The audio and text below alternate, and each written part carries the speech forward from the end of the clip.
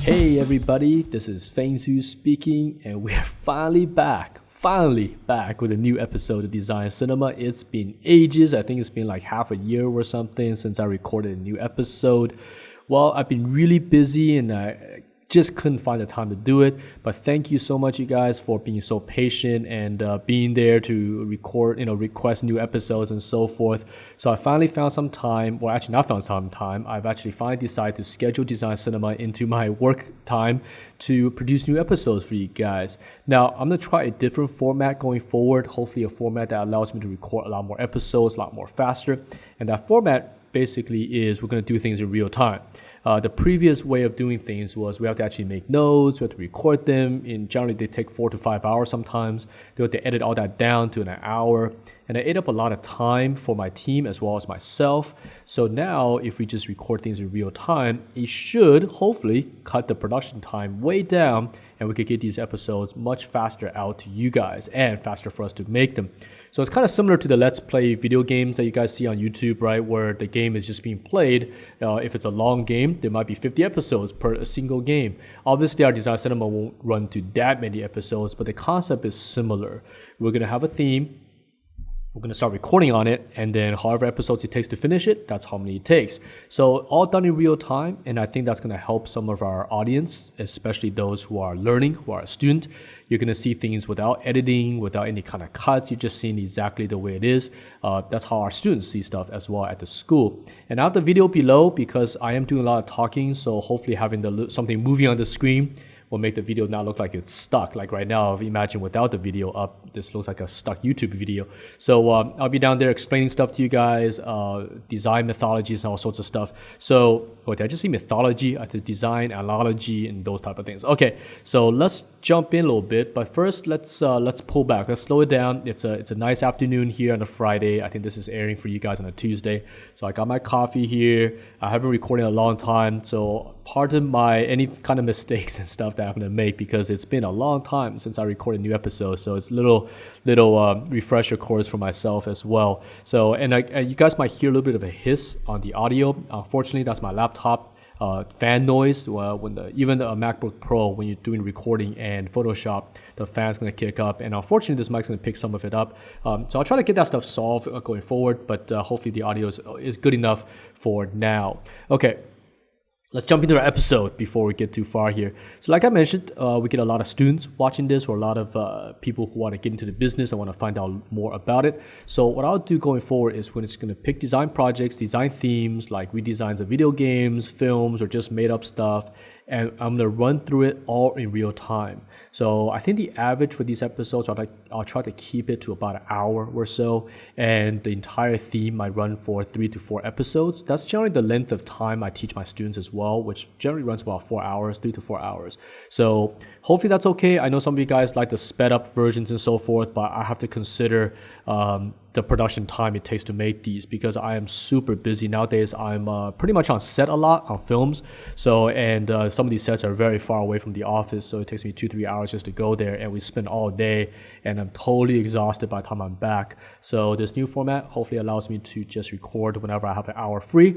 We'll jump into it, do it, record it, boom, edit it out and put it on YouTube. So let's hope we can keep it up. I'm definitely going to try my best. Okay, so what are we going to do for our first episode? Well, let's write stuff down. So it's February 14th. At least that's the date that we're going to try to release this. And that's Valentine's Day, right?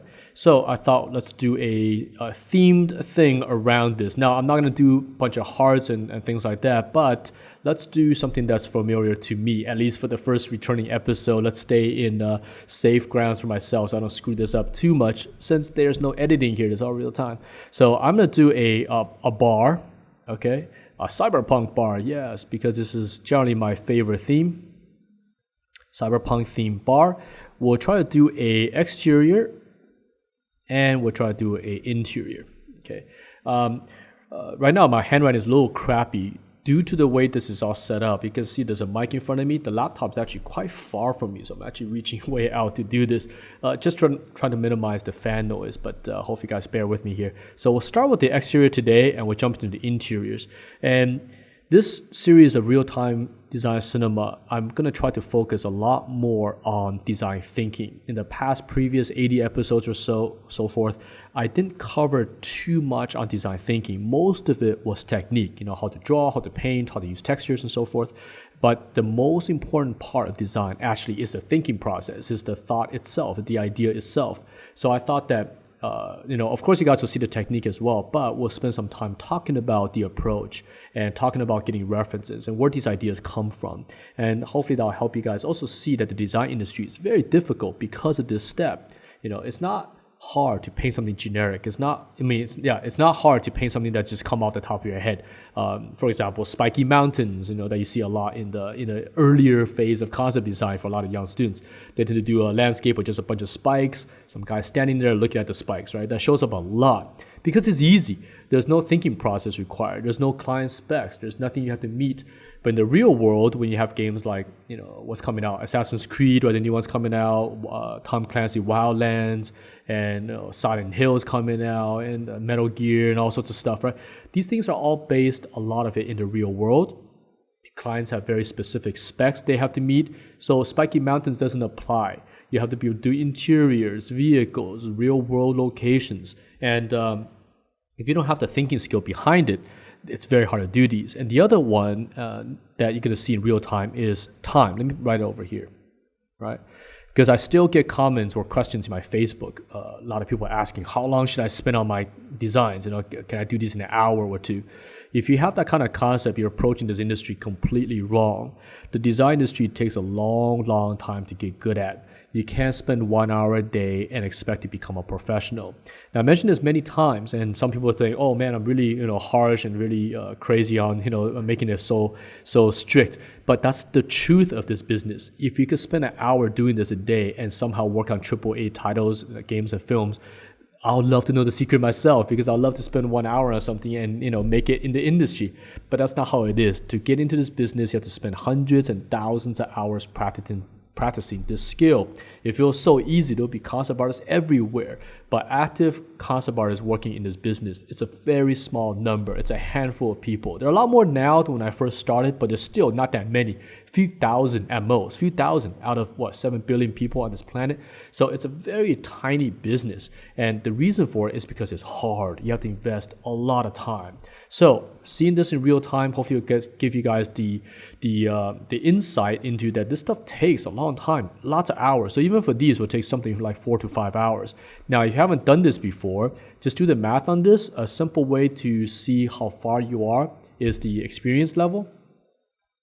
So you just times it by how many years, whoever you're watching a demo, try to find out how long they've been doing this, and then do that year, time the time it took them to do a demo. For example, if I did a painting in 1 hour, then I've been doing this for about 20 years now. So 20 times 1 equals 20, right? So it should take you maybe something like 20 hours to get something maybe I could do in about an hour. That's a very good way to look at something, and that won't make you frustrated. So I do the same thing for someone who's like a grandmaster, who's been doing this for a long time. And you look at their painting like, wow, that's fantastic. But that guy's got 35 years, in front of me. So if they did something in 1 hour, it's going to take me 34 hours, 35 hours to catch up to someone like that. And that puts your mind at ease, because time is very, very, deceiving when you're looking at someone who's a pro, because they're adding all those years experience into that 1 hour of painting. But if you haven't done this before, there's no way you could do this. Like someone who's been playing piano for 20, 30 years. They could play a simple tune super fast. They're like, right? It's a perfect. You try and you never play the piano. There's no way you could play that tune in how fast they could do it. It's the same thing with any kind of trade skill. So yeah, hopefully watching this in real time will help that. So let's jump back to our design. So we're going to do a Cyberpunk Bar. Now, these episodes will span for many, 1, 2, 3, 4, 5, however long it takes. So, and as I draw, I will be blathering all sorts of stuff. So the things I'll talk about is going to be a little bit random. So don't worry if I forget something. I'll definitely mention it as I do these demos. You guys are getting a very similar treatment to how our school is run as well, in which we just drop information left and right.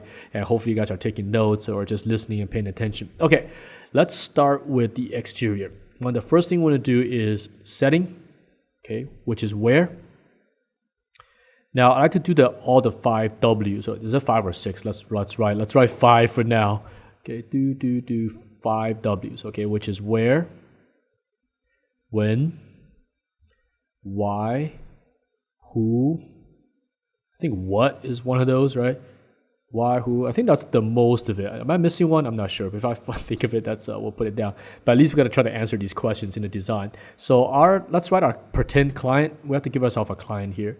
I always try to do this even when I teach class. The demo is not, it's not a real project. It's made up, but we try to give ourselves a client because it makes the project more real. It makes the demos more approachable versus just random. So did I just touch the mic? Sorry, you guys are going to see all sorts of errors here. You're going to hear pops and all sorts of noises. Okay, so let's say the client is, let's just do a video game. Okay, let's say it's a 3A, AAA game, and they're after a set. It's a Cyberpunk game, and they need a bar that's themed around something like Valentine's Day. I mean, not Valentine's Day itself, but maybe it's like a red light district thing, or it's a cool hangout that's themed around hearts or love or whatever it is. That's what they're looking for. They want that feeling. It's like a little bit risque, a little bit underground, maybe a little bit seedy. Right? That's what they want, but it's not the rest of it is for us to decide what it is. So they're after that, and they want to see some early establishing shots of this set, and this is just one of many that will be typically done on a project. You don't do just one and that's good to go. If you get really lucky, you could, but we're gonna do just one for now. In the real world, you probably do 5 or 6 of these before you hit the design. So okay, so the rest of it is for us to decide. So let's try to answer some of these. So where? Okay, Cyberpunk. City will be the ideal location, obviously. We could put it in the countryside, we could put it in the mountains, but let's keep this demo a little bit on point for now. Okay, typical place to put a Cyberpunk bar, most likely in the city. Now, but in a city, we could put it in all sorts of places though.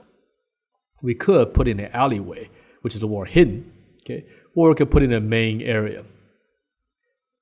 So obviously, this will sell your bar to different audiences. I'm not talking about the gamer audience. I'm talking about in this world, where are they trying to station this bar? If I put it in an alleyway, it's definitely something that's a little more seedy. This is definitely something they want you to find out about. They're not advertising to the mainstream audience. So they're saying, hey, if you know about us, you come here, right? That's a different feeling than you put in the main area, like a giant street, and you have this huge bar advertising. Then they're saying, hey, anyone's welcome, you could come here because we're advertising for everybody. So we'll make that decision when we get there. Okay, next is when. Okay, this is definitely a sci-fi future. But our future is cyberpunk future, which is a very specific type of future. Pardon my bad spelling if you see any here. But cyberpunk, at least the way I like my cyberpunk, is the sort of the 1980s cyberpunk, which you don't have smartphones, you don't have all the cool things we have today. It's almost like 1980s, 1990s went into the future. So you still have big CRT screens, you have chunky keyboards, like the posters behind me, you see Alien and Blade Runner.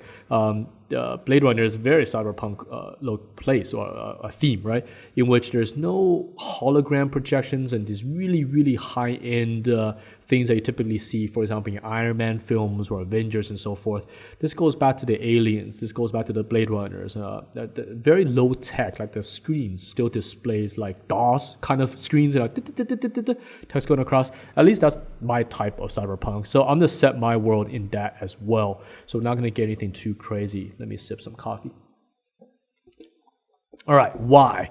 Well, why for this one, don't have a reason. It just has to be cool, right? This is a set that we need. And perhaps if there's a game, they might give us a doc of what takes place here. So for now, we'll just say why is just a cool place to go, okay? The game designers will put a why later. So who, for now, we'll put NPCs for now.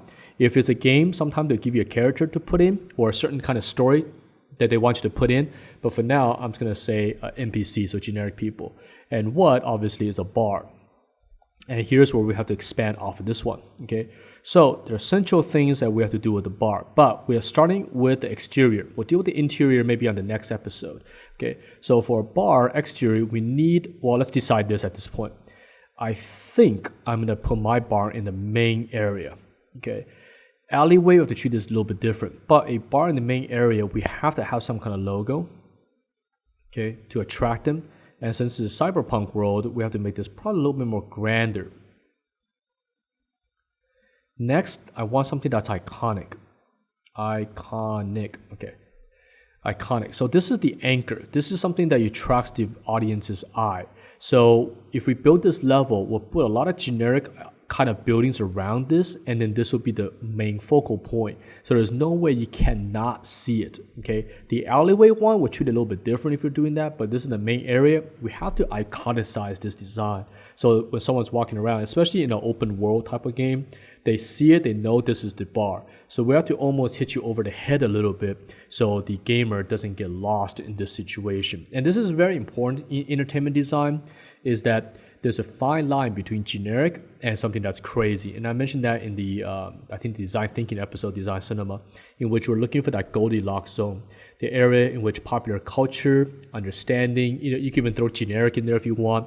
It's a comfort zone in which you're not pushing the bar so far that the audience is going, what the heck am I looking at? And you can't pull it too back either where they're saying, oh, this is kind of boring, we've seen this before. It's right in the middle, because you go too crazy, you're going to lose the audience. And if you look at big IPs out there like Star Wars, like I'm sure most of you guys seen Rogue One, if you look at it, the designs are fantastic, but they're not crazy. It's things you sort of have seen, but you haven't seen it in the exact way they presented it. So same thing with, say, Zootopia and whatever else huge IPs out there. They're all kind of things you've seen. What's that game that's coming out that has robot dinosaurs, right? I can't remember what it's called, but it's got this kind of like a caveman theme going for it. But the world is kind of high-tech. It's got these robot dinosaurs walking around.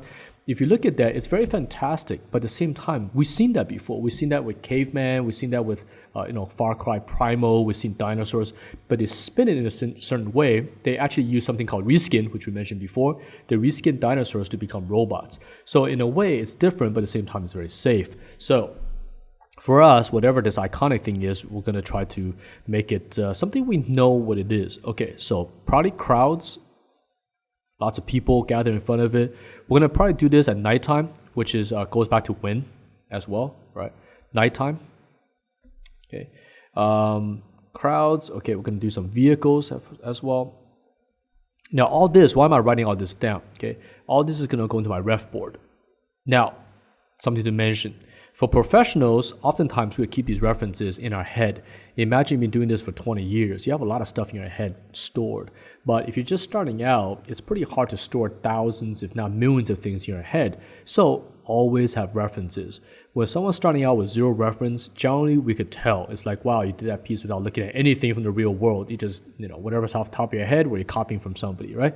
So get references ready. And we're going to make one ourselves as well. So, but I won't spend too much time doing them, because references, sometimes they could take up to a day to make, depending on the size of your project. Sometimes we could spend a week doing references only, no drawing, just references. So like, for example, right now we're on a couple of films, and on one of them, we are doing 3 weeks worth of reference gathering. So that's a lot of referencing, but it's a big project, and we have to get into the project, get the right type of references ready. So for this one, we're gonna start grabbing some of these. So let's jump in and do it. Okay. So I'm gonna open up, let's open up some city stuff, okay? So I'm just gonna get a couple of stuff that gets the feeling across. So these are my references for city. And, oh, I love this kind of lighting here. Now, it doesn't mean I have to use all of these references, but let's try to grab this. This is kind of your generic cyberpunk street and so forth. And references doesn't have to be so literal, right? It doesn't have to be just cities. But I'm going to start with the simple stuff first. Here's Hong Kong. Let's grab some of these. All right. That's sort of the feel I'm going for. Now, in terms of bars, let me see if I have some.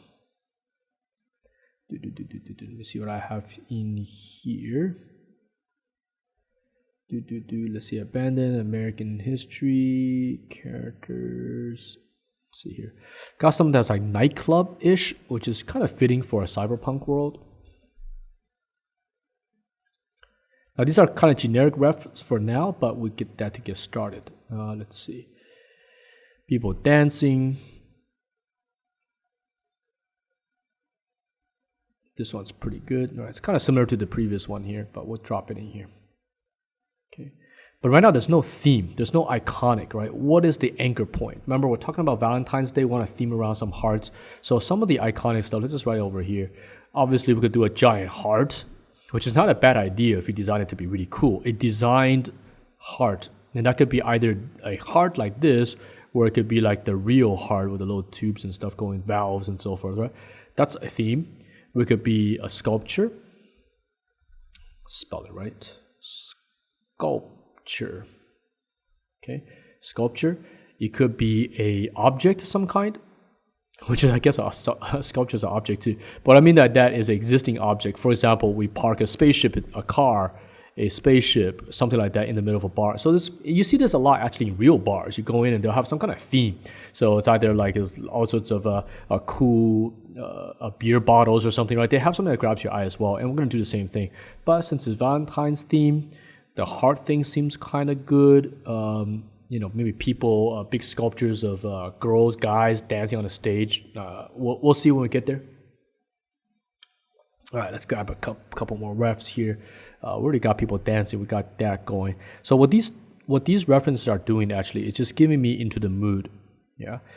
All right, let's see here what else I got. I got Hong Kong here.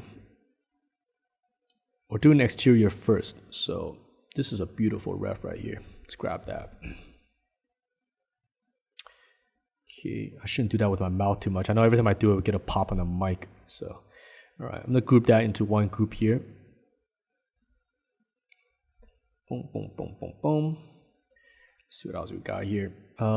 Let's look outside of this and let's look for something that's just completely not even related to bars. Armor, maybe our theme is armor. Cyberpunk is generally typically related to like Asian themes because of Ghost in the Shell, which is a film that's coming out. They take place in these places that kind of has a lot of Asian themes in it, and that's something that's cultural. We could base it off that. If we're going to do that, let's take a look at Japan real quick.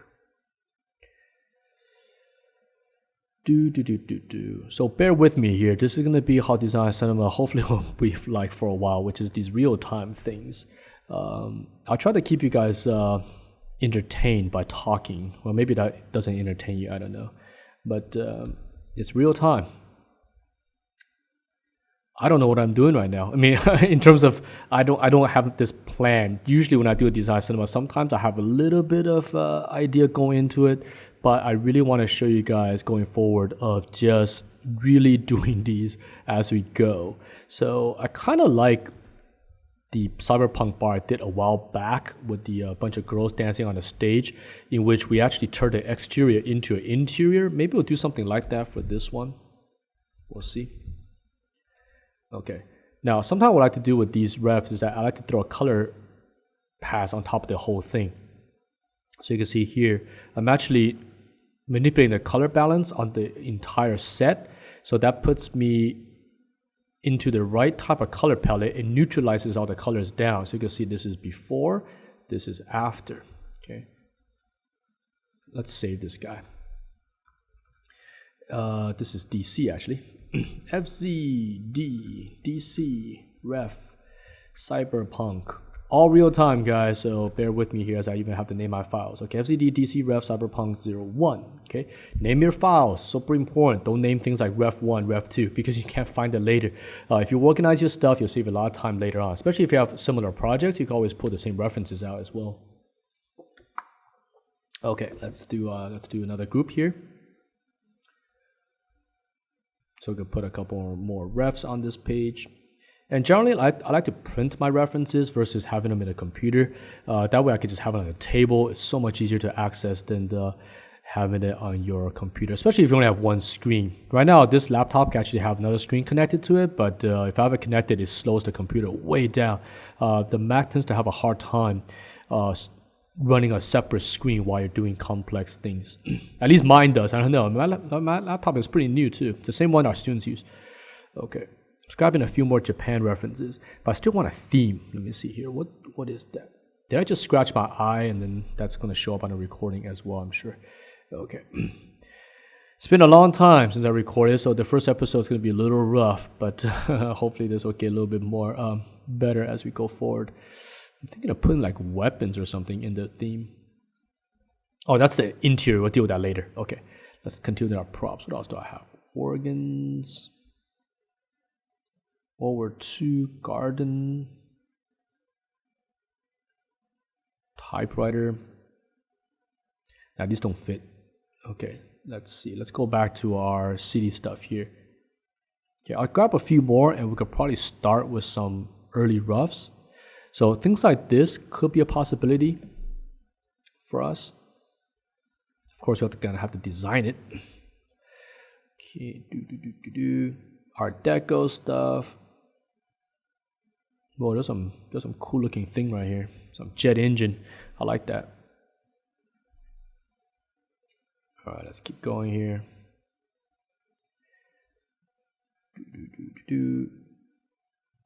All right, 25 minutes in. Let me take a quick stop of this one and come back, just in case I record a whole hour and then the video screws up. Let me stop one and continue another one. Okay, let's keep looking for references here.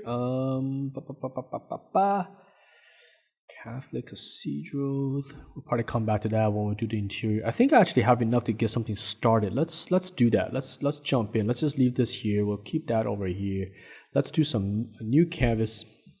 And I'm going to do these in film ratio, which is 2:3:5. I'm going to use a 2:3:5 ratio here, which is film ratio. Real film right now is about 2:3:9. Some gets even further, like 2:6:6. But I'll do a 2:3:5. It's a nice, comfortable, wide ratio here. So I think that's similar to 21:9, I believe. So it's film ratio. Okay, so that's the size here. I am going to increase this to maybe about 5,000 pixels across. Give us a nice comfortable, save that guy. Let's shrink that way down. So generally this will go into a second screen if you have one. And I highly recommend you guys get a second screen when working. So Photoshop, the main window could be used for your work and you throw all your references to the side. Okay, so what I'm gonna do now is I'm gonna grab, so we mentioned that I'm gonna start, I think I'm gonna use photo plates for these, which I did mention actually, it's right over here. Okay, so I'm gonna do this using photo plates.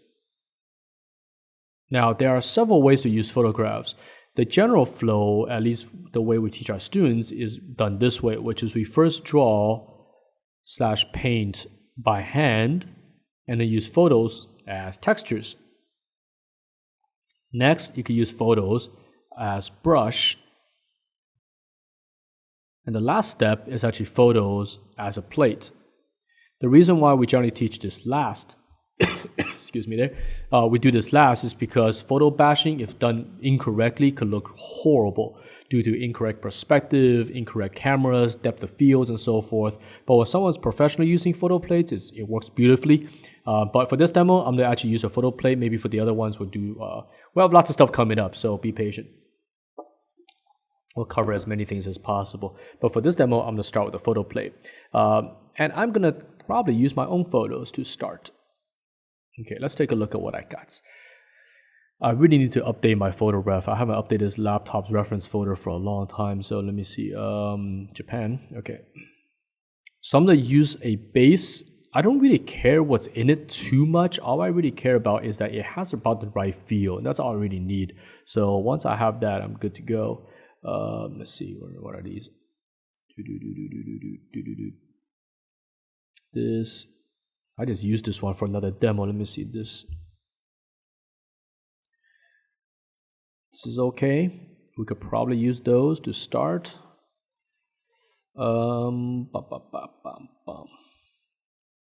Maybe. These are photos I've taken myself in all sorts of places in Japan. Now, a cool thing is nowadays, because of Google Maps, you can actually get some pretty cool stuff without even going there. You could just, if the place exists on the street, that is. I think I had that earlier, which is with my Hong Kong, right? These are all just taken off of Google Maps, where you can just drive around the city virtually. You don't have to go there anymore.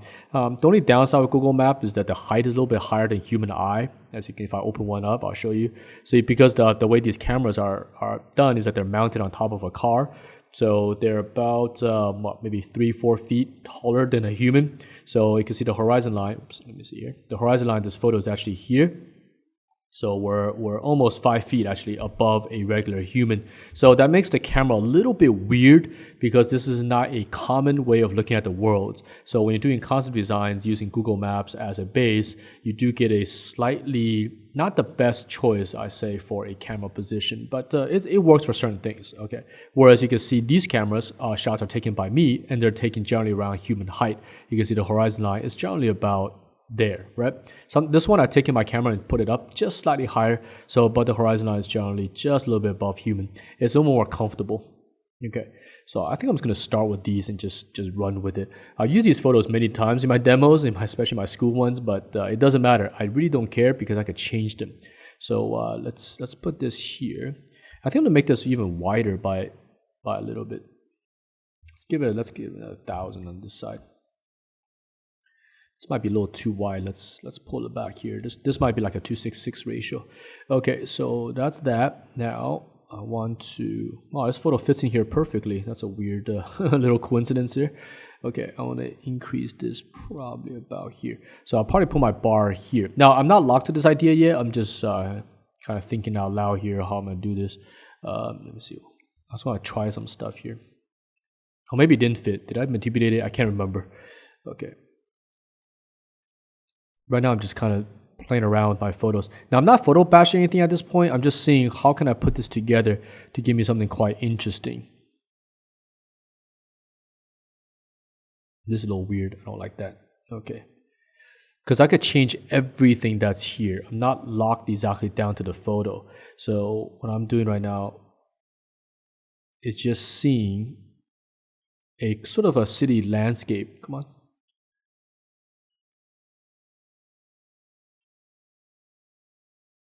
And see how that looks. This is not bad. Let me take out some of this.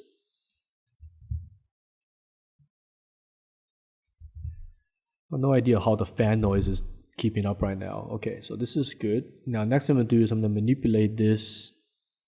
I'm just preparing what we call a plate. Okay, this is just the base that we're going to start everything with. The cool thing is that since I took the photo myself, my center point is always in the center generally, so I could find my center point quite easily, but I'll do a quick pass on it anyways. So horizon line, let's find that first. It's going to be somewhere around here. Come on, Photoshop. Photoshop has this weird snapping, yeah, that thing, which is really annoying. Okay. Okay, I think horizon line is somewhere over here. So therefore I have to put my second photo up just a little bit to match that H line. Okay. Close enough, close enough, close enough. Okay, now I'm gonna find my vertical. So on this side, we're definitely getting a twist like this. Whoa, where'd it go? Okay, that's here. Now I'm going to go to here. Now this one, since I haven't manipulated the photo, as you can see the vertical is now going this way because the center of this photo is most likely somewhere here. So we could find that by trying to align to one of these advertising signs. So if they're hung straight, so you can see here, this one's starting to get pretty straight. Now we can't trust 100% because it's a sign. So let's see if we could find one of these buildings. Ah, here we go. This Tokyo sign here is near straight, right? So that's pretty good. That's very close. That's good enough for now. So that's most likely center. So this line here is going to be like this. Now, that's incorrect right now because we have extended the canvas. So our center shouldn't be here. Now, we could make that the center. That's fine. If that's a center, then all our stuff here has a skew. So what I'll do is I'm going to move my center to maybe here, about center of canvas, which is about here. That's going to push this guy over to like this. So the first thing I do is I kind of manipulate my photograph to have center point being here versus back over here. Okay, to do that, I'm going to use my skew and put that center point right back, which is going to be something like that. I check back the other one. These are still okay. That's okay. So I'm going to okay that. So you can see before, after, before, after. So we just manipulated the center a little bit on the lens. And that's very important stuff to do. So you have to get your base plate looking correct. So I'm going to get this to continue. Now I'm going to do is I'm going to bring this line back and find the verticals of the lens, or the curvature of the lens. Now we can't get this to be perfect. A real lens have curvatures on them. they have slight distortions. Oh, I just noticed a grid on here. Perfect. That grid is perfect. We could use that as a guide. Okay. As I was mentioning, lenses are curved, so you can never make it perfect in a linear perspective, right? Because we're dealing with linear perspective. The real world is curvature perspectives. Even your eyeballs are round, lenses are round. So perspective will always have a slight curve on it. So we can never get these to be perfect, but close enough is good enough, right? We're not here to engineer things. We're here to sell ideas. So as long as we get to look good, we're all right. All right. So the reason I'm doing all these here is that that's my center point. Here, I'll name that C for center. I'll merge all these guys. Nope, not all of it. This is our H line, so we'll mark that with the H, right? That's horizon. That's center. This is our vertical lines. So if that's the case, all I gotta do is copy this. No, wrong one. Copy this, flip it, put it to equal distance from center as the right side, which is about here, right? Then I should make this photograph match this lens. That puts this back into a center field. So as you can see, this is way off, right? This sign is way off from here. So I'm gonna have to manipulate this to match. So same thing, transform, skew, Poink. Hopefully you guys are enjoying this more in real time. It's definitely a lot easier for me to produce these in real time. Gotta sneeze here. Excuse me.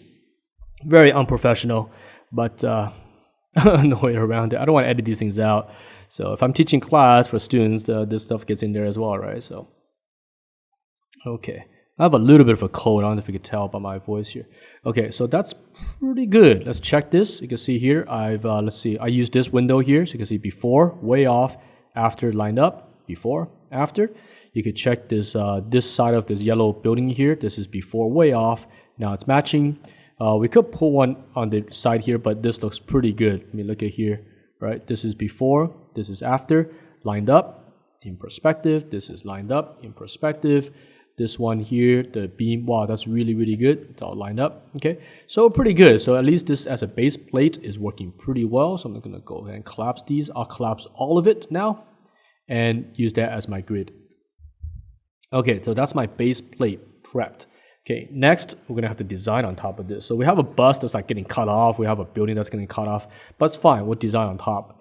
But I'm just gonna go ahead and merge these two photos. Okay, I'm just gonna put it all the way down. Okay, now let's put all this in a layer group so I can keep the base around for a little bit. All right, so let's manipulate this photograph. So I want to go this into a little bit more blue to get the cyberpunk thing. Okay, I'm going to take the opacity of the grid down a little bit. Let's take a look. Did we save this yet? Probably not. Okay, let's save this. Okay, Cyberpunk, this is not a ref, but this is actually the actual piece. So Cyberpunk B01. Okay, now I'm gonna put a layer on top just to design this out a bit.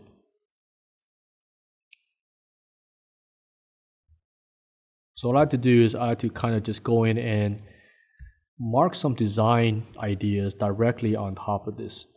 Okay, so I want an anchor point, and this is where you could go back to your notes, your references to see like some of the stuff you've written down.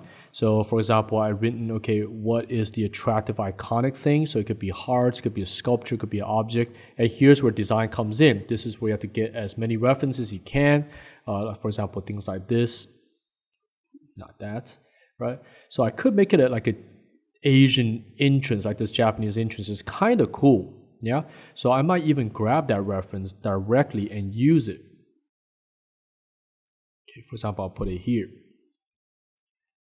This is the design phase. This is where I'm just spending time thinking about, is this what I want to do?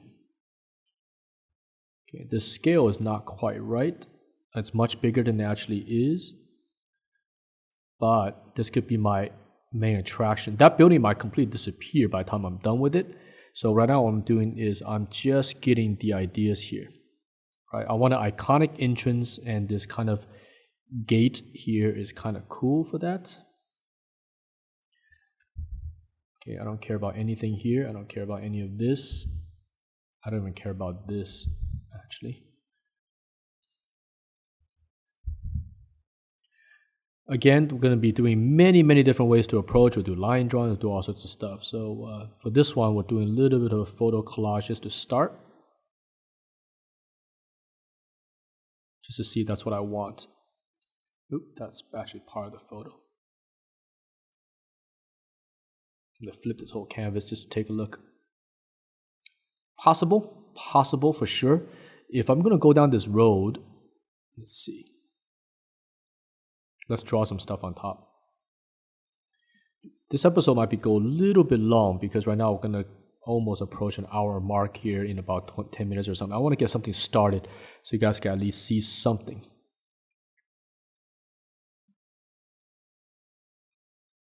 Okay, I want to put a Valentine's theme in there somehow. I think using this ancient temple might not do it though. Let's see. But it designs something. So right now I'm just drawing. Maybe I'll do a digital heart.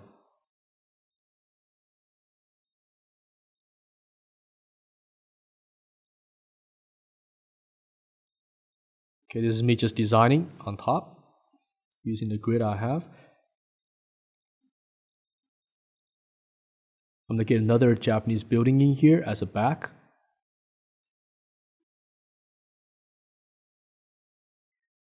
Maybe that guy.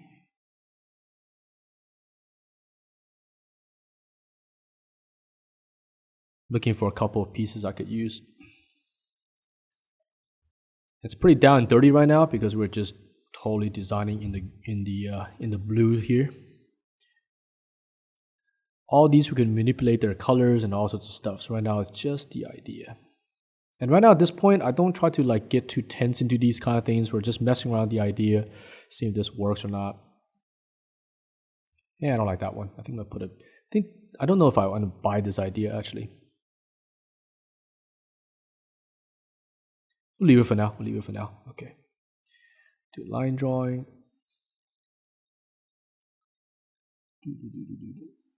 This building I'm going to take out and replace it with something else. So this is going to be our main bar.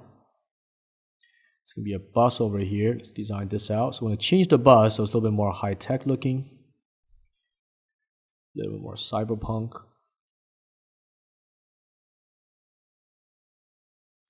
Now the selling point is still this bar, so I'm going to have to reduce this bus down so it's a different design, like a different car or something like that. I'm not still buying that thing. I might take this out. Let's just draw. Let's design this first. Yeah. So we're going to have a bus. I'm going to shorten it a little bit.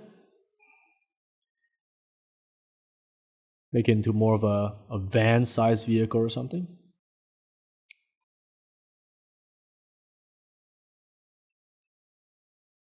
Gotta make this a little more like a heart shape. Give it a name. We'll have to come up with a cool, clever name for this. Okay, the entrance is there. All these people we're going to keep around. I'm going to kill some of these off right now, mostly to save RAM space. Otherwise, this laptop's going to have a hard time keeping up. Okay. Further goes there. Get a big eraser. Ooh, you can see the computer's lagging a little bit here on the erasing part here. I'll still put a little bit of an Asian theming here. Okay, this sucker, my center line is here, so this one's going to go a little bit of this. Now, sometimes I actually like to keep everything centered. It makes production easier because I don't have to keep in mind the vertical spaces, the vertical perspective, but that's completely personal choice here. I'm going to build this way out.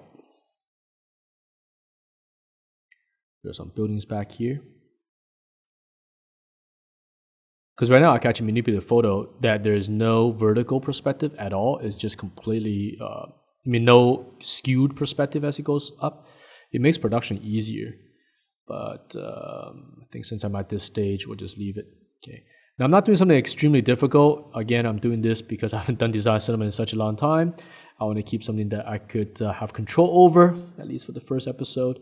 And we'll do something more complex as we move forward. Okay.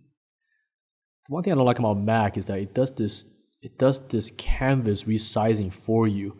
I don't know if this is my Photoshop or not, but it's pretty annoying. So, because if I zoom out and zoom in, it automatically frames it perfectly. What I like to do is I like to have a little bit of a space outside of it like this. Here, I'll put this so it's dark here. You can see here, right? So I like to have that space because I like to draw from the outside in. What I mean by that is, I guess the easy way to do it is like this, right? But Photoshop sometimes does, especially here in this view, if I zoom out, it automatically gets rid of that space. If I zoom in, it gets rid of that space. So it's quite annoying. This doesn't happen on the PCs, at least, so I don't know if this is a Mac thing or not. It's a little annoying. So I guess working in this space helps that. So I'm not a Mac or PC person. I use both. So they both have their problems. So Mac is pretty good for certain things and PCs are good for certain things, but they both have their issues. Okay. I go back between Mac and PCs all the time. There's no really now of course playing video games, then you gotta get a PC. The Mac's market for games is very, very limited. So okay, some vehicles. I'm gonna do a foreground here. So I'm just designing. So this building right now, I'm still not totally in love with it. So I'm going to do 2. So after this episode or after this theme is wrapped up, we're going to go and do the interior of this space. So I'm going to do this elaborate kind of an Asian Japan themed gate.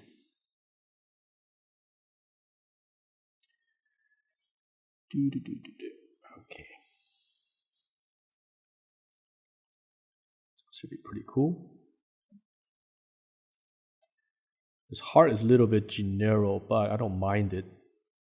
We'll make it kind of cool. It's like it's got some webbings on it and so forth. We'll make it so it's not so centered as well. Have a few here. This is where, as a concept designer, you're environmental designer, you're a lighting designer, you are an architect, you're also a graphic designer. You're doing all of it at the same time.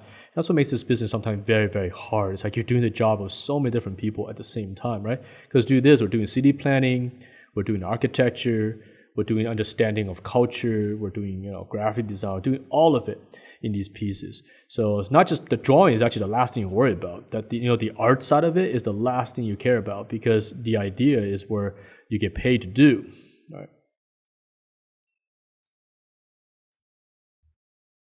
And that makes this job really difficult.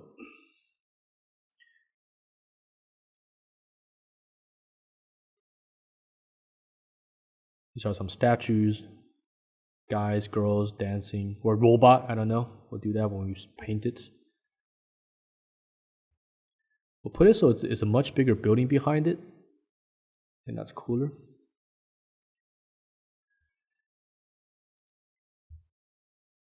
Okay, these people we're gonna just redress them. Now, I hope if I'm twisting my head here, the mic is not giving a left ear channel for you guys. We're gonna have to see once we stop this recording. Okay, these will keep a little bus. We'll keep a few more vehicles here. And right now, this part here is very important to mention. For a lot of students, they get to this stage and they start to give up because the difficulty they're faced with is like, oh man, how could this become a finished painting, right? Gotta just hang in there, just work with it. It takes time. All right, so now I got this base. What I could do is I could start painting some of this in as a design. Okay, I'm gonna reduce that down a bit. I'm gonna turn this to black and white. What is this? We don't need that no more. Okay, get rid of this, so this is back. Now inverse this so it's white so I can see it. I don't need this no more. Okay, so now I'm gonna start painting my design on top, getting the blocks in, okay? And I'll do that by doing some silhouette extracting.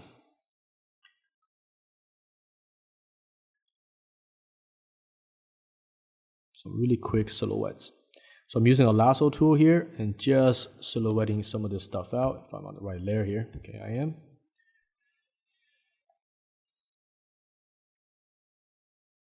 Oh, a little slow here to use this tool here, but it's fine. Okay. I'll clean up a lot of this stuff afterwards. So right now I'm just doing some very early block-ins, just to get some stuff going.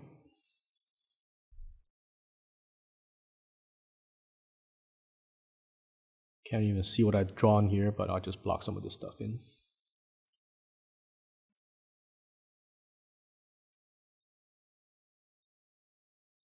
Okay, that's there. Let's block our little bus thing. I kind of like the little bit of a white that's on it, but I'll build a little bit of silhouette. Oops, what happened to my lasso? Disappeared.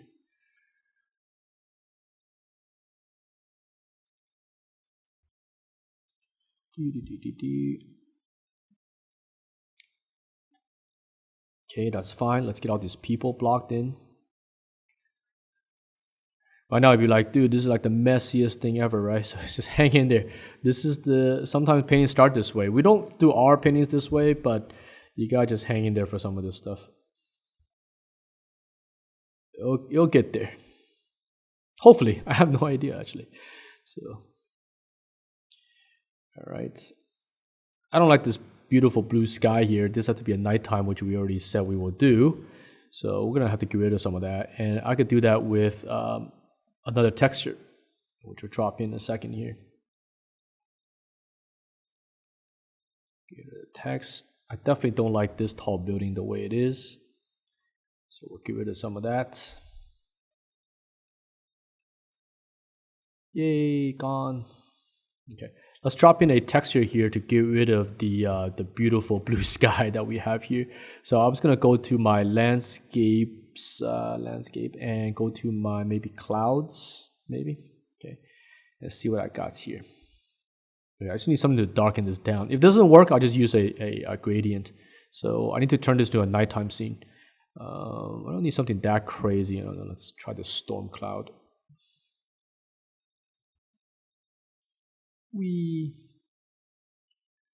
Slow. Okay. Get rid of the bottom. Oh, not bad. It's not bad.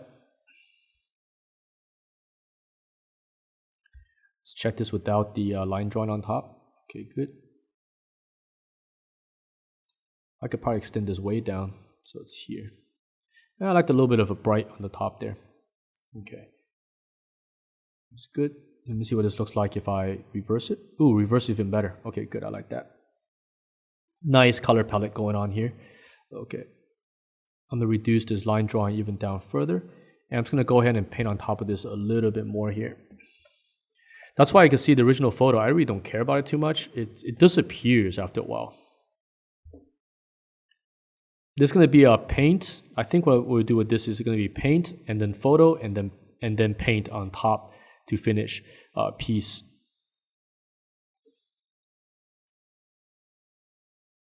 So this is going to be rely quite heavily on painting skills to make it work. This first episode run a little long, I think. I want to get something going here so you guys don't see that we end on a giant mess of something, you know. Okay, I'm going to turn this line drawing off a bit. Oh, the car is not extracted at all. Let's get our bus thing extracted.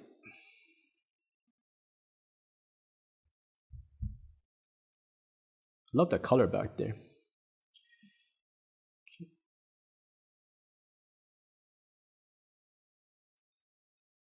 Doink. Okay. Now we got some. I probably want this bar to be pretty extravagant in terms of lighting, and I could drop some of that in right now. I don't work so like step one, step two. So I like to work a little bit organically. So I know there's gonna be some red and some lights going on in there, and what I would want to do is I want to get some of that going already by putting some of this stuff in there.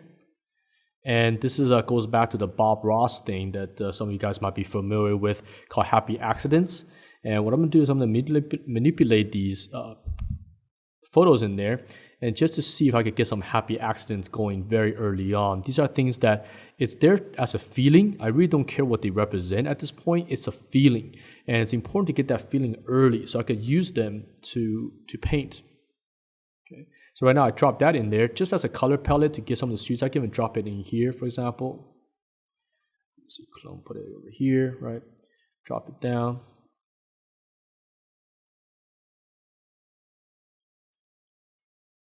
Just to get that feeling across, right? Because the thing that makes people remember things is actually not the detail, it's the feeling. It's like when you think of a beach or something, you're probably feeling the ocean, feeling the sky, but you're not seeing the grains of sand. You're not seeing the exact kelp that's washed up on the beach, right? You will see those kind of things, but a lot of it has to do with the feeling. So right now in the early stages of things, I like to get that feeling across. So we had a reference earlier from a city, which I could grab, going back and grab it again. Where did that go? I think it was here somewhere. Right, we have some of these references, and I could just put these in very early, even at this stage, very early. I could grab them and just put it in there if Photoshop doesn't crap out on me here.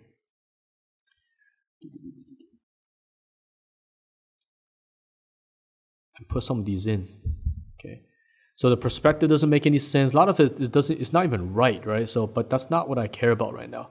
What I want right now is just to get the overall feeling in there.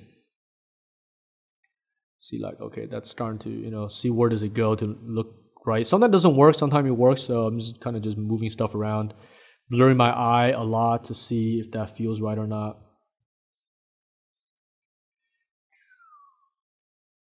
The only thing is, it's really slow because, well, I like those lines right there. It's kind of cool. Let me see if I can put those.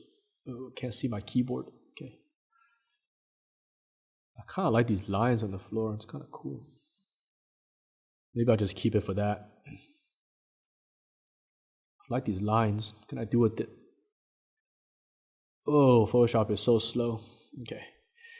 But that's something we'll have to deal with for now. I love these lines. They're beautiful looking. Keep them. Keep them for something. Maybe I'll put it here.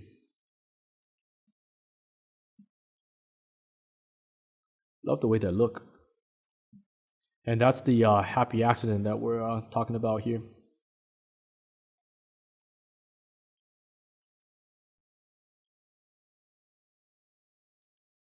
It's a little painful that it's so slow. Okay, let's see here.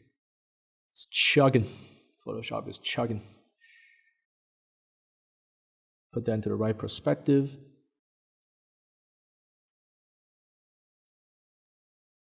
Merge these two.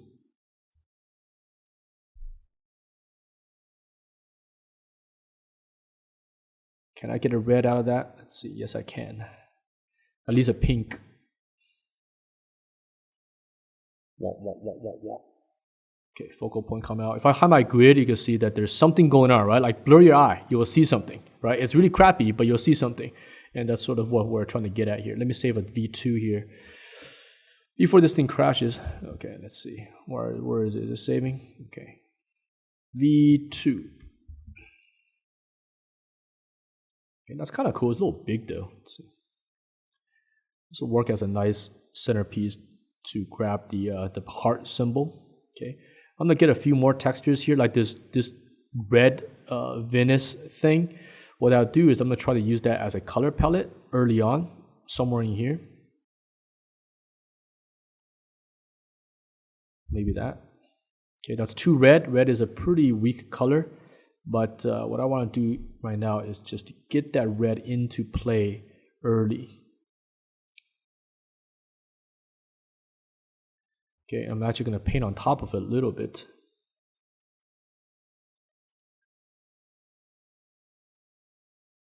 Might be a little hot right now, but we'll deal with it when we get there. Okay. Paint some stuff. Okay, I'm gonna take my that red might be a little too hot right now. Let me see.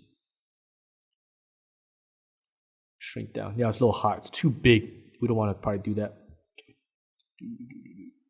This is line drawing off. That's what it feels like. Yeah, it's a little hot. I'm gonna take that down.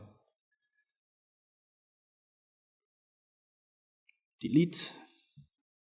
Okay, let's throw a few more things in there and then we'll manipulate this photograph a little bit more. Okay, I'm gonna look for, let's see here.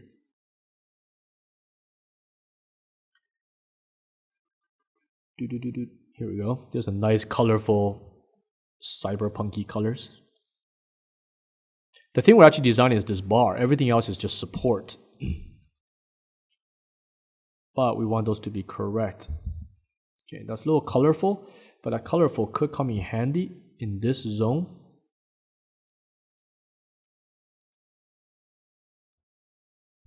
Little too much stuff. What I'll do is I will blur this with the noise. Let's go 90 degrees. And then let's try a different setting on them, so they don't overpower what we have. This one's kind of good. Let me see.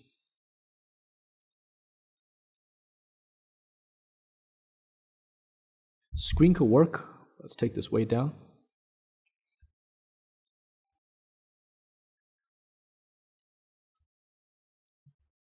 Lots of stuff going on in here. Manipulate the color a bit.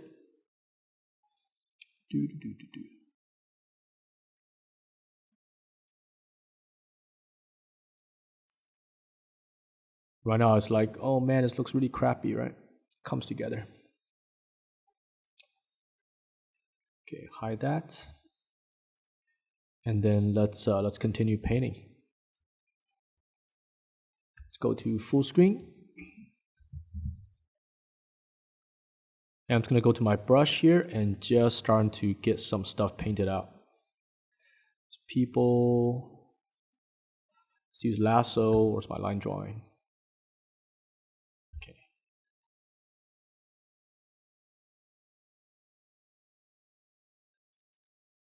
Do. Inverse.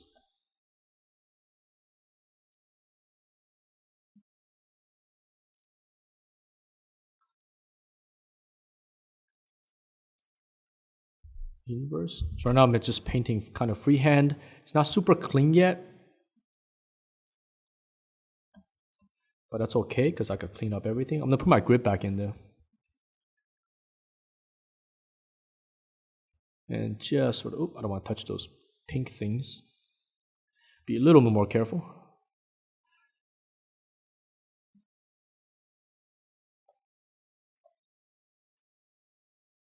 I'm gonna build up these structures so they're pushed back a little bit more. Get that edge going.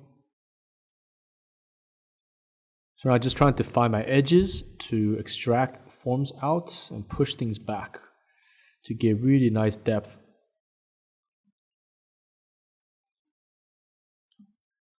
Good. Painting with about a 80% opacity on my brush, 80 to 90% opacity on the brush.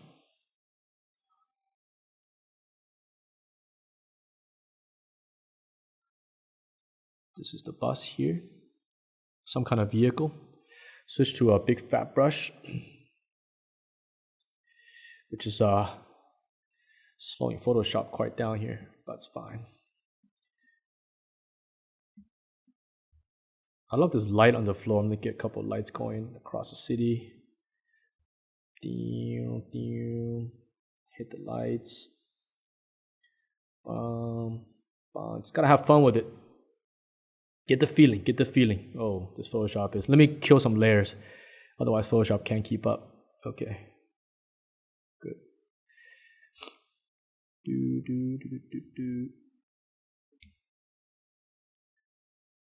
Let's make this bus have a little cockpit thing on the top where the guy could sit.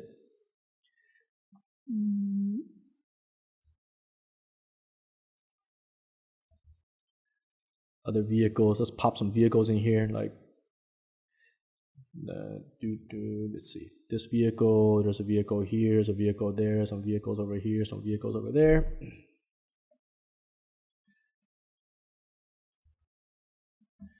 Make sure the perspective is correct though, but we could fix that as we go here. Okay, let's get these buildings to look more decent. They look horrible right now. We should probably use a lasso too for that. Okay, let's do a tight lasso.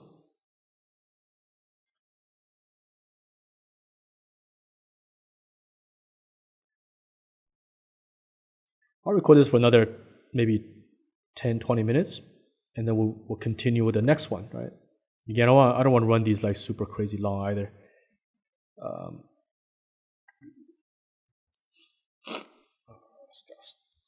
Got a stuck nose here. Okay. Whoa, what's that? Wrong brush. This Photoshop is acting extremely fast now because I killed the layers. Okay.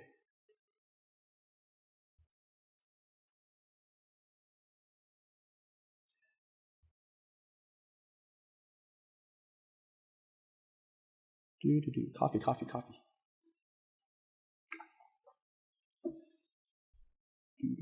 But starting to get there, if you trust it, if you blur your eyes enough, it looks decent.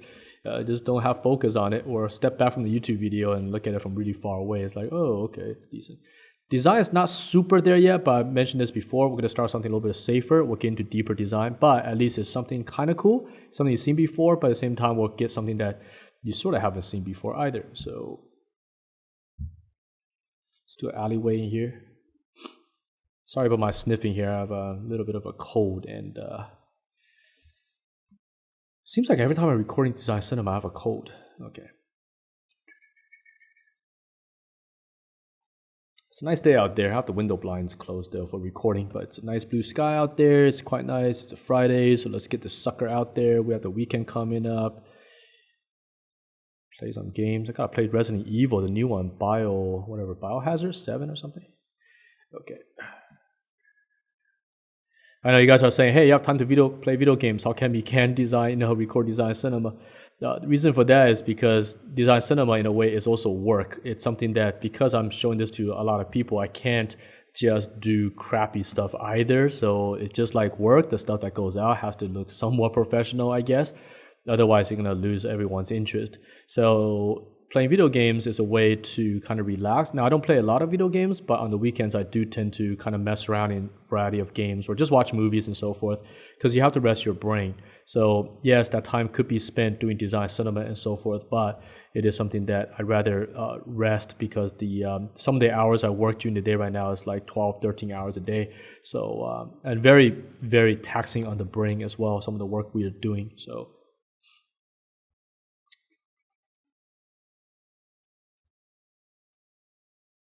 love some of these reds, bring that in.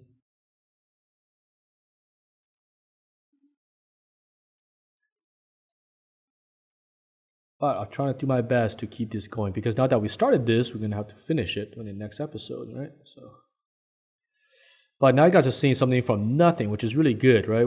I'm trying to do these Design Cinema, so you're getting these from, we started with blank canvas. I really wasn't planning what this was going to be, so you guys are seeing a very raw version of how these things come together, and hopefully that's going to help some of you guys. And definitely point out if you have certain things you want to see, make it in the comments. Certain kind of themes you want to do. Again, I'm going to be pretty open with these, in which we could do. We could go back to some of the game design stuff we did before, like let's redesign like a classic game or a film, which I'm really interested in doing. So.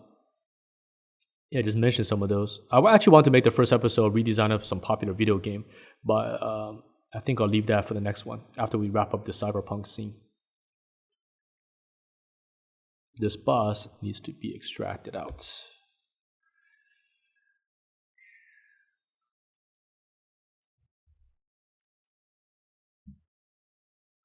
What? Photoshop is not behaving correctly. Let's see here. Okay, inverse.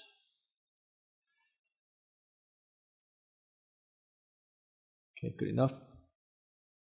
So it's kind of like a big, busy entrance to a bar, right? Which right now it doesn't look like anything, but it will be one. With sort of a building facade in the front of it. We'll design out this heart thing, maybe on the next episode.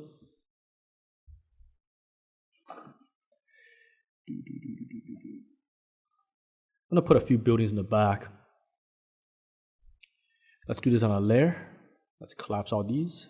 There. Oops. My center line is this one here, so I'm going to put it near my center. I'm going to put those maybe... I made it here so it's straight, and then I'm going to put it over here and manipulate them. So they are like that. And then they're kind of boring, so I'm going to cut their shape a little bit.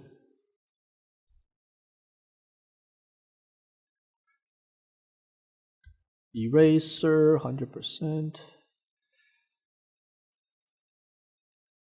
Just to cut their forms a little bit.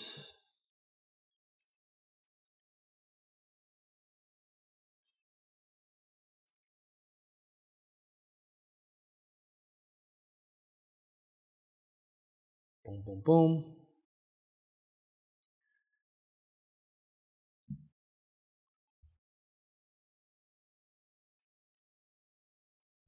Get that stuff going. Turn my grid off for a second so I can see what the heck's going on.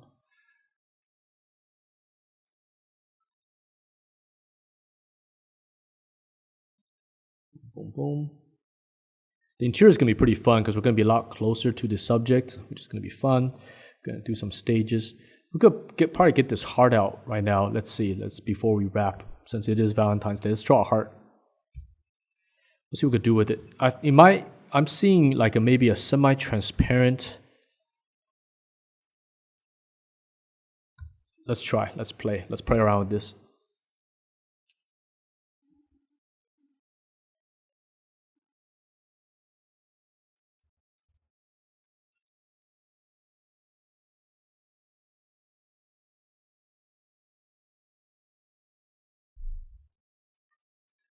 Dude, what am I doing? Okay, deselect.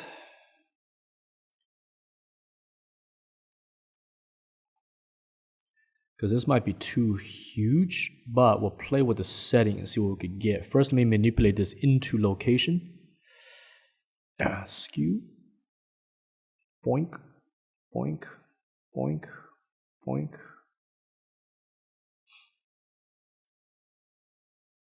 That's sort of where we want it to be. I'm going to select this layer.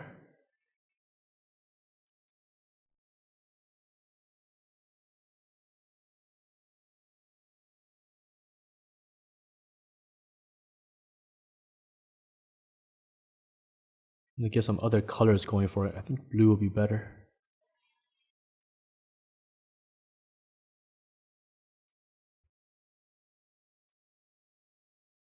So it's kind of 3D and semi-transparent, and we're going to put another heart inside it. So it's almost like it's made out of glass or some kind of clear acrylic material, something like that. Put a highlight. You'll get the city lights and stuff going in it.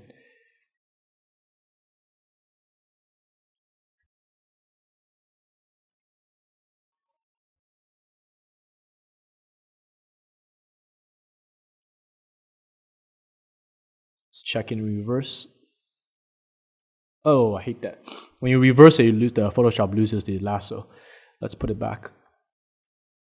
Actually, it doesn't matter why I do that. I could just lasso it again anyways. Who cares? Okay. Anyways.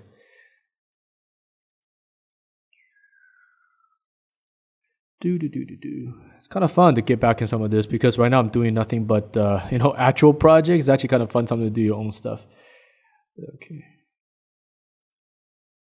Okay, so what I'll do is I'll put the second heart in it. I'm gonna make a clone of it.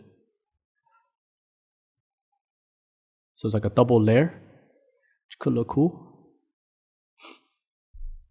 Pardon my nose stiffing. Let me get a tissue here. Okay. This one, we want to warp it. So it's like a little bit more fluffy, a little more round. Warp. Okay. Do a new layer on top. And I'm going to do a little bit of a highlight to show that this thing is actually rounded.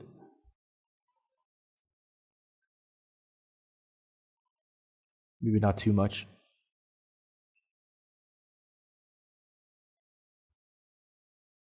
Where's my inner one? This is my inner one here. The inner one, maybe I try with a different color. Let's see. Instead of pink, let's see. Let's try a different color here.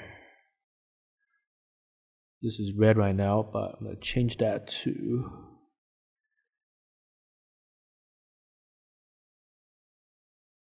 kind of like this kind of little bit more subtle blue. Let me see. That's pink. This is blue. Oop, wrong layer. That's this one here. All right, since that's the case, let me see if I can throw a texture on top. I'm gonna throw something on there to give it a little bit of a sci-fi look to it. I need a pattern of some kind. Let's see. Let's grab something. Where do I get that pattern from? That could come from anywhere. Let's get it from. Let's see what I got in here.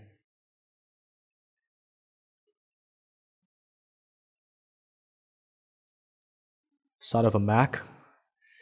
Let's see. It's kind of mathematical. This could work.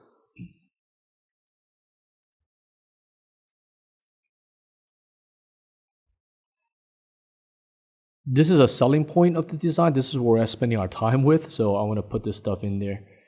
That's why I'm spending some time on it. So I'm going to do is I'm going to take this guy, inverse it, delete. Did I do that correctly? Hold on a second.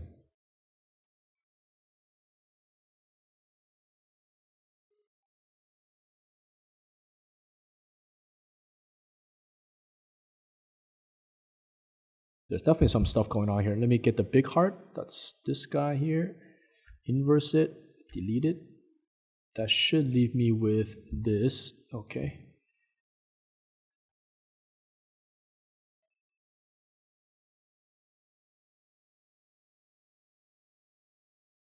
It's kind of cool. I'm gonna have to go back and mess with this one, but it's kind of cool. I like it.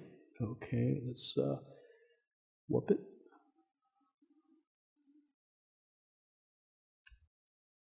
So it looks like there's some energy waves going through it. Here it is zoomed in. So we'll have the VFX guys do some pretty cool thing with this, like little energy waves going through the heart here. So that's starting to get something that's kind of designed. Let's put a little bit more paint on top of this. Let me get the edge selected. And the city will have all sorts of colors and lights around this. What I'll do is I'm going to take maybe this piece right here. I'm going to copy it and I'm going to paste it here and put it on the very, very top. And I'm just going to get some of these city colors lightly in there. Just a tiny bit, like.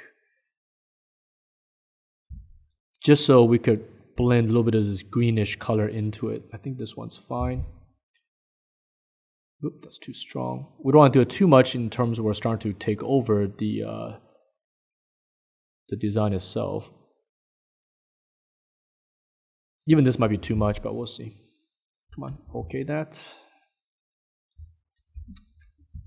Because we spend a lot of time on a little thing like this, right? But these are things that we get paid to do. This is the design part of it. So now I have this little heart in here. That's kind of cool.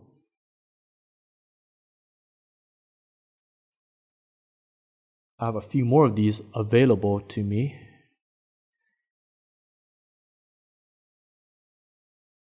Because I think what I'll do is after this, we'll end this episode and we'll pick up next week, which will not next week. I hope I could do these a lot faster than in per week. So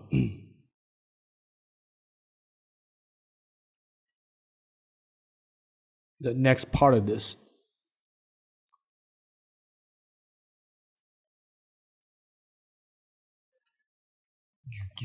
Right, so our club will go here. Let's paint on top of this a little bit. So on the next episode, we know sort of what we're doing. Let me fog some of this stuff out. This stuff is actually sort of in the background here, so it can't be this high contrast. I'm gonna take some of these buildings way down. Way down.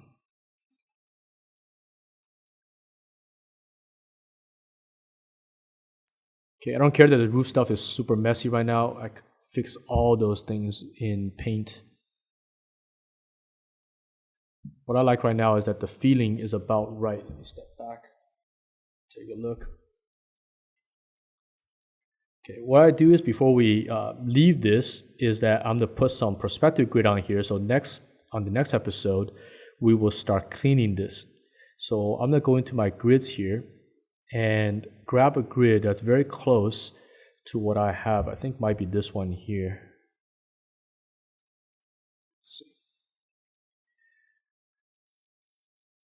Because using this, we can start cleaning our drawing. Okay, so horizon's about there. I'm gonna inverse this guy, put it on screen. And that's going to start showing me that. And I'll match that with my existing grid, which is right now, it's kind of close, but not exactly. So I'm going to match that. So this guy is, let's grab that line here. So I'm matching this grid with my original grid so I can find my camera.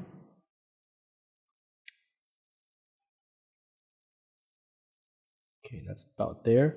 Let's check horizon. So horizon's about right. I think it's a little bit lower. It's about here. Okay, so let me check the rest of the grid. So right now my second vanishing point is not quite good. So I'm going to skew my VP2 to match my photo, which of course will mess with my horizon. So I gotta mess with this one here. Basically, the grid is shot with like something like a 15 or 14 mil. I'm putting this back to probably something like a 35 millimeter lens. So that way, yeah, this is about right. You can see the heart is lighting up. It's a little off, but the heart is starting to line up. This is good. This is good. Okay, now for this guy here, I could probably just do a double vanishing point. So what I could do is I could take my grid here and I'll mirror it and I'll keep the same. Let me delete the most of it here. I don't need all this here. Okay, I'll keep the same grid and I'll just do another vanishing point within this side. Let me zoom out here. That's the thing I was talking about for Mac. It snaps. Okay, let's see.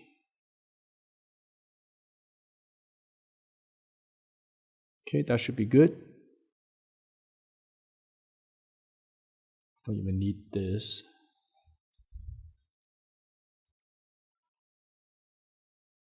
Good. Let me lower this a little bit.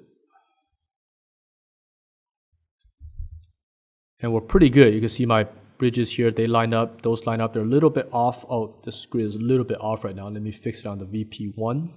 Vanishing point 1 is off. And after this, I think we can end the video. We're pretty good. Oh, this grid is way big.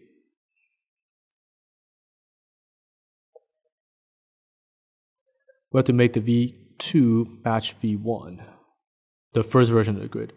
So that gives us V2 lined. This is where fundamentals come in. This is the kind of stuff that's so, important to get right. Otherwise, you spend all this time detailing and the details are not in the same camera and the same or the right perspective. It's very hard to make the painting look good. So the step is always loose, get your mindset, get your thinking all good, and then we spend time to make sure it's actually correct. Okay, so that's going to be my real grid now, so which I could then ditch my first grid. This is going to be my grid I'm going to use to clean up. Okay, and you can sort of see it's already there, like the heart's in there. Now I can clean up my roof. I could get my roof line correct. I could get my bus perspective correct. I could get the rest of these buildings to look pretty good. So yeah, it's pretty nice. Actually, I don't want to collapse these. Actually, I'm gonna hide this one. I'm gonna keep this one as my main grid because I was getting some jaggedy lines in here. It's a little confusing here. I'll leave it like this. It's good enough. So it's easier to see. You can see the bus, all that. So good. So we're at a pretty good state with this one for the first episode. So what we'll do is I'll come back another time, hopefully very soon, to continue this where we left off. So I'll keep it facing this way here. And so thanks for watching, and I'll see you guys on the next episode. And thank you guys for being so patient, and it's exciting to be finally back recording Design Cinema. All right, guys, this is Feng-Su signing off for the return episode of Design Cinema. I'll see you guys next time. Bye-bye.